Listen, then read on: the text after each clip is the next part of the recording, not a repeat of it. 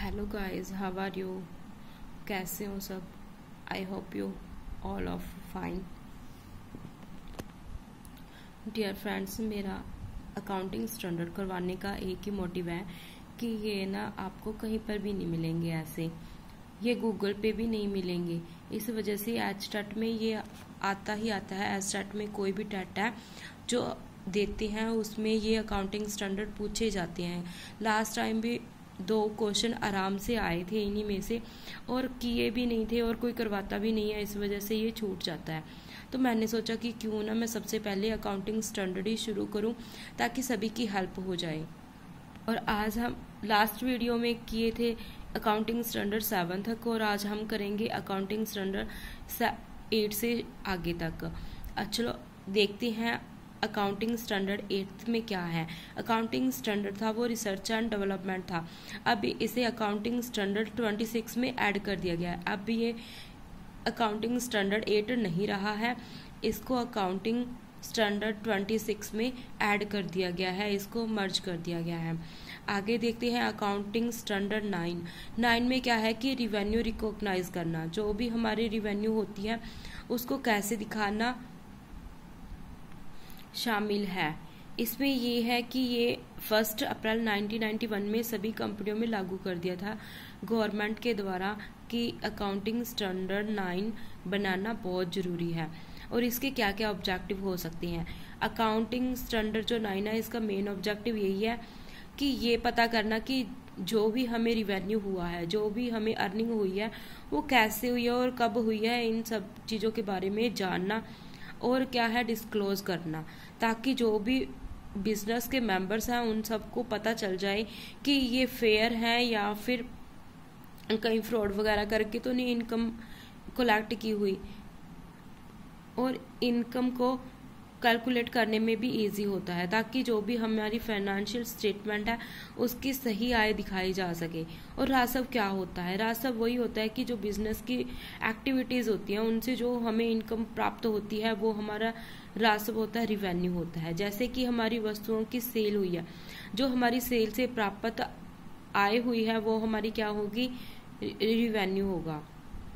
और जो भी हमने सर्विसेज प्रोवाइड की है और सर्विसेज प्रोवाइड के बदले में जो हम फीस लेते हैं, जो हमें मिलता है रिटर्न में, तो वो हमारा क्या होता है? रिवेन्यू होता है। और जो रॉयल्टी, इंटरेस्ट या डिविडेंड से जो भी हमें धनराशि प्राप्त होती है तो वो सारे किस में आती हैं? अकाउंटिंग स्टैंडर्ड 9 के अकॉर्डिंग राजस्व में आती हैं। इसको लागू करने की कौन कौन सी आइटम्स है? एक तो इसमें यह है कि जो भी हमने गुड्स सर्विसेज सेल की हैं उसके बदले में जो हमें मिला है तो वो हमारा क्या होगा? रिवेन्यू होएगा। और जो भी हमें अदर सोर्स से जो इनकम प्राप्त होती है तो वो भी अकाउंटिंग स्टैंडर्ड में आएंगी। और जो ऐसी कौन सी आइटम्स हैं जो कि अकाउंटिंग स्टैंडर्ड 9 में नहीं आती? जो भी हमने कंस्ट्रक्शन का काम किया है तो वो अकाउंटिंग स्टैंडर्ड 7 में आएगा, वो अकाउंटिंग स्टैंडर्ड 9 में नहीं आएगा। और जो हमने गवर्नमेंट के द्वारा हमें ग्रांट मिली है, कोई भी हमें अनुदान लाभ मिला है गवर्नमेंट के द्वारा, हमें कोई भी हेल्प मिली है, तो वो हमें क्या आएगी? अकाउंटिंग स्टैंडर्ड 12 में आएगा, वो अकाउंटिंग स्टैंडर्ड 9 में नहीं आएगा। जो भी हमें इंश्योरेंस मिलता है, इंश्योरेंस का जो प्रीमियम होता है वो अकाउंटिंग स्टैंडर्ड 9 में नहीं आएगा। जो भी रियलाइजेशन बेस पे हमने अकाउंटेंस तैयार किया है तो वो इसमें नहीं आएगा। जो भी हमारे फाइनेंशियल रिसोर्सेज से जो भी हमें इनकम होती है, जैसे कि हमने इन्वेस्टमेंट की सेल की है, उसके बदले में जो हमें मिला है तो वो इसमें ऐड नहीं होगा।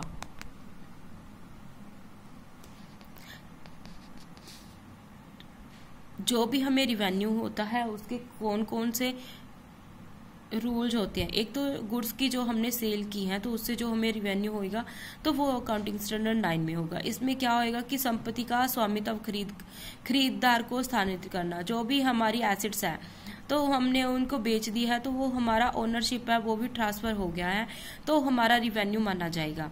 जो भी हमने राशि वसूल की है उसकी संभावना है कि हाँ हमें आएगी और हमें मिल गई है, तब हम उसको क्या है? रिवेन्यू मानेंगे, अदरवाइज हम उसको रिवेन्यू नहीं मानते। जो भी हमने बिक्री मूल्य स्पष्ट रूप से ज्ञात हो, हमारा क्या है? सेल वैल्यू हमारी स्पष्ट होनी चाहिए। ऐसा नहीं है कि हमने उसका प्राइस कुछ और रखा है, हम बेच कुछ और ही अमाउंट पे रहे हैं, तो ये ऐसा नहीं होना चाहिए। जो भी हमने सर्विसेज प्रोवाइड किया है, इसमें क्या होता है कि ये 2 टाइप की होती है। एक तो कंप्लीट सर्विसेज कॉन्ट्रैक्ट मेथड होता है। जब हमारी सर्विस फुली कंप्लीट हो चुकी है, जो हमने कॉन्ट्रैक्ट लिया था वो हमारा फुली कंप्लीट हो चुका है, तो उसके बाद में हम क्या है, सर्विसेज के बदले में जो हमें अमाउंट मिल रही है तो वो हमारा रिवेन्यू होगा। तो सेकंड वो होता है कि जो वो प्रोपोर्शन, जो हमारा हाफ ही, हमारी जितनी सर्विसेज पूरी हुई है हमने उतनी ही आय ले ली। जैसे ये हमारा कॉन्ट्रैक्ट 40% ही अभी कंप्लीट हुआ है, तो हमने 40% का ही क्या है, हमने रिवेन्यू ले लिया है। इंटरेस्ट, इसमें क्या है कि समय के साथ साथ जो भी हमें एक्यूरल हुआ है इंटरेस्ट है, जैसे हमारा टाइम के अकॉर्डिंग इंटरेस्ट मिलता जाता है वो हमारा रिवेन्यू बनता जाता है।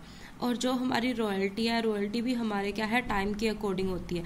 जब रॉयल्टी हमें प्राप्त हो गई है तो फिर वो ही मान्यता होगी। ऐसा नहीं है कि रॉयल्टी हमें मिलनी है बट अभी मिली नहीं है तो हम उसको रिवेन्यू नहीं मानेंगे। जब तक वो हमारे पास आ नहीं जाती तब तक हम इसको काउंट नहीं करेंगे। डिविडेंड है, जब कंपनी को राइट मिल जाता है, उसको राइट हो जाता है, तो डिविडेंड अर्न करने का फिर ही हम डिविडेंड को मानेंगे, फिर ही हम काउंट करेंगे, अदरवाइज नहीं। इसमें स्पेसिफिक कंडीशन क्या होती है, एक तो एडवांस को राजस्व में तब तक नहीं जोड़ा जाएगा जब तक हमने गुड्स एंड सर्विसेज प्रदान न की हो। मैंने पहले ही बता चुकी हूँ कि जो हमारा रिवेन्यू है वो तब तक नहीं माना जाएगा जब तक कि वो हमारे पास नहीं आ जाता, जब तक कि हमें ये नहीं होता कि हाँ उसके वसूलने की संभावना है। अगर नहीं है तो हम उसको रिवेन्यू नहीं मानेंगे, राजस्व नहीं मानेंगे। अकाउंटिंग स्टैंडर्ड 9 का डिस्क्लोजर क्या है, इसमें क्या लिखना अनिवार्य है। एक तो ये है कि राजस्व मान्यता की नीति, हमने कौन सी पॉलिसी के अकॉर्डिंग रिवेन्यू को काउंट कर रहे हैं और कौन सी पॉलिसी के अकॉर्डिंग हम ट्रांजैक्शन कर रहे हैं। जो भी हमारे अलग अलग रिसोर्सेज से रिवेन्यू होएगा तो वो अलग अलग रिसोर्सेज लिखने जरूरी हैं। उनकी जो भी हमने ट्रांजैक्शन की है उसके नीचे हम नोट्स डाल के उनका लिखना जरूरी है, विवरण देना जरूरी है। यदि वसूली में कोई अनिश्चितता है तो हम वो नहीं लिखेंगे क्योंकि वो हमें अभी तक प्राप्त ही नहीं हुई है। अकाउंटिंग स्टैंडर्ड 10, अकाउंटिंग स्टैंडर्ड 10 में क्या क्या इंक्लूड होता है। एक तो प्रॉपर्टी होती है, प्लांट एंड इक्विपमेंट, इसको हम PPE बोलते हैं। इनका ऑब्जेक्टिव क्या होता है, PPE की पहचान कैसे की जाती है, उसकी लागत कैसे मापी जाती है, इसका ये मेन ऑब्जेक्टिव है। और उसके ऊपर जो भी डेप्रिसिएशन है और डेप्रिसिएशन की हानि है उसको कैसे लिखना है और उनका फाइनेंशियल स्टेटमेंट में कैसे डिस्क्लोज करना है, तो ये सारा अकाउंटिंग स्टैंडर्ड 10 में आता है। अकाउंटिंग स्टैंडर्ड 10 का क्या क्या स्कोप है। एक तो ये टेंजिबल एसेट्स पे लागू होता है, इनटेंजिबल एसेट्स पे ये लागू नहीं होता है। जो भी हमने प्रोडक्ट बनाया है, प्रोडक्शन की है या फिर गुड्स एंड सर्विसेज प्रदान किए हैं या फिर किराए पर देने पर जो भी हमें ऑब्जेक्ट हैं उनके लिए उपयुक्त होती हैं, तो ये हमें डिस्क्लोज करना जरूरी होता है। जो भी हमने यूज किया है एक से अधिक लेखांकन अवधि तक होता है। जैसे कि हमने गुड्स एंड सर्विसेज ली हैं उनका क्या है, एक से अधिक लेखांकन अवधि तक होता है। जरूरी नहीं है कि ये हमें शॉर्ट टर्म के लिए ही हो, ये लॉन्ग टर्म के लिए भी होता है।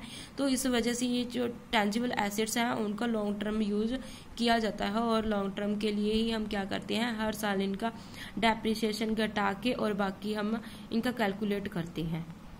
PPE क्या होता है, ये एक ऐसी एसेट्स होती हैं जो कि लॉन्ग टर्म की होती हैं और जो कि बिजनेस के मोटिव से ही यूज की जाती हैं।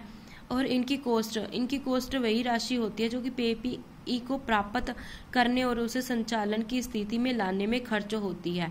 जैसे कि डेप्रिसिएशन है, और डेप्रिसिएशन की उपयोगिता में नुकसान की मान्यता उसी उपयोग अवधि के दौरान होती है। जैसे कि हमने 2014-15 का अकाउंटिंग स्टैंडर्ड बनाया है तो हमने उसमें जो भी एसेट्स यूज की है लॉन्ग टर्म या फिर इंटेंजिबल और जो फिक्स एसेट्स जो हमने यूज की हैं तो उसके ऊपर जो हमने डेप्रिसिएशन लगाया है तो वो इसी साल का लगेगा। ऐसा नहीं है कि हम पिछले साल का अप काउंट करेंगे या फिर क्या है इस साल का या फिर अगले साल वाला हम अब काउंट कर देंगे, ऐसा नहीं होता है।